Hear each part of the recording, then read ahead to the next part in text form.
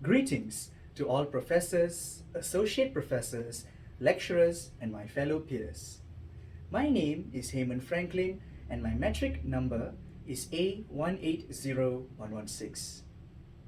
Ladies and gentlemen, the air we breathe in is not 100% clean.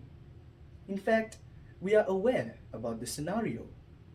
Every day, together with oxygen, we breathe in foreign particles such as pollens, dust, particulate matters, and even viruses. In recent years, the emergence of the COVID-19 pandemic has raised questions regarding the transmission routes of the SARS-CoV-2 virus into a human's respiratory system. Interestingly, the tiny size that the virus possesses makes it possible to attach itself to fine suspended aerosols that we breathe in.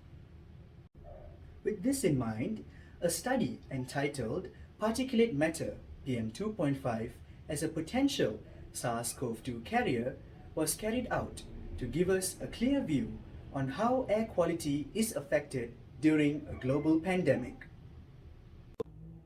It is suggested that suspended tiny dust in the air could couple with microorganisms with a diameter of less than 5 micrometers during aerosolization. Since the diameter of the SARS-CoV-2 virus is approximately 70 to 90 nanometers, it is possible that the virus is able to lodge itself onto a particulate matter with a diameter of 2.5 micrometers or less. Now, if we take a look at the diagram above me, we can see that at least 4 PM2.5 particles can be fitted into one PM10 particle. Now, if we do the math, theoretically, we can fit at least 27 SARS-CoV-2 viruses on one PM2.5 particle. Now, we think that PM2.5 particle is already dangerous enough. Imagine being exposed to high concentration of PM2.5 particles with SARS-CoV-2 virus on top of it. Therefore, we hypothesized that PM2.5 plays a possible role as a carrier for the SARS-CoV-2 virus to remain in the air. In order to prove the hypothesis comes the study's objective, which is to investigate the PM2.5 burden and SARS-CoV-2 from several wards with COVID-19 patients in Hospital Chancellor Tuanku Muhriz, Kuala Lumpur. Before delving into the instrumentations and analysis methods used for this research, let us get to know about the sampling location.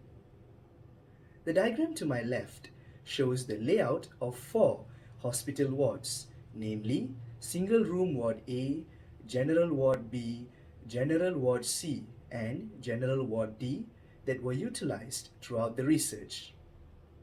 Each ward had different clusters of infected groups. Each ward also had 1 to 18 COVID-19 patients. If we take a look closely at the layout, besides the instruments Minivol low volume sampler and airbox sense, which is respectively represented by a blue circle and a grey square, there are also air purifiers placed in the wards. The air purifiers are represented by the red triangle. In General Ward C and D, one air purifier is placed respectively with a distance of approximately 1 meter from the air sampling instruments. In General Ward B, 2 air purifiers were placed at a distance of 8 meters from the air sampling instruments, whereas there are no air purifiers placed in Single Room Ward A. Air sampling was conducted for 48 hours during a 29 days air sampling period. Airbox Sense, a low-cost air quality sensor, which can be seen in the diagram above me, is used to continuously measure PM2.5 concentrations in all 4 wards. Minivol low volume sampler is used to determine the viral loading in PM2.5 trapped on filter papers. The viral nucleic acid trapped on filter papers are then extracted using the viral nucleic acid extraction kit 2. Last but not least, RT-qPCR analysis was carried out to detect the SARS-CoV-2 viruses.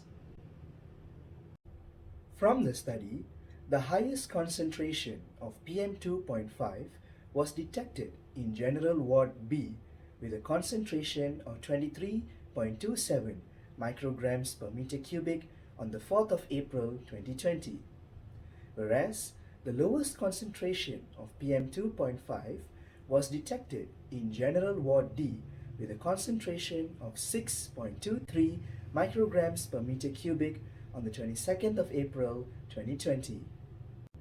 Positive results for SARS-CoV-2 genes were detected in Single Room Ward A and General Ward B. What is interesting, there are no SARS-CoV-2 genes detected in General Ward C and General Ward D. Now, if we take a look at the table above me, and when we relate to the layout of our sample location, we know that General Ward C and D both has one air purifier respectively, near to the air sampling instruments. In General Ward B, 2 air purifiers were placed further away from the air sampling instruments, whereas there are no air purifier placed in Single Room Ward A. This, ladies and gentlemen, will provide us with a further explanation which is the utmost important for our health. From the results, the study suggests that increased virus particles due to viral shedding in a poorly ventilated environment might increase the virus PM2.5 assemblage. Viral shedding refers to the expulsion or release of virus progenies following a successful reproduction after infecting a host cell. Viral shedding may include symptoms like coughing, sneezing, or diarrhea. What is astounding is that no SARS-CoV-2 viruses were detected in General Ward C and General Ward D. This can be attributed to the presence of air purifiers in both wards near the air sampling instruments. Air purifiers has also been reported to reduce viral loading in air in closed environments. In conclusion, the results of this study clearly indicated that SARS-CoV-2 was present within sampling of ambient air particles. Therefore, precautions against airborne transmissions, which include proper air ventilation, should be taken seriously at all times for our long-term health. We may not know when would the next global pandemic be, or when would a next haze episode be. At least we have a responsibility to be well-informed citizens so that we can partake in a mission to ensure that the air we breathe is clean at all times. Here are some of the literatures that were referred for the research. That is all from me, ladies and gentlemen. Remember, clean air is our necessity for a healthy life. Thank you for your time.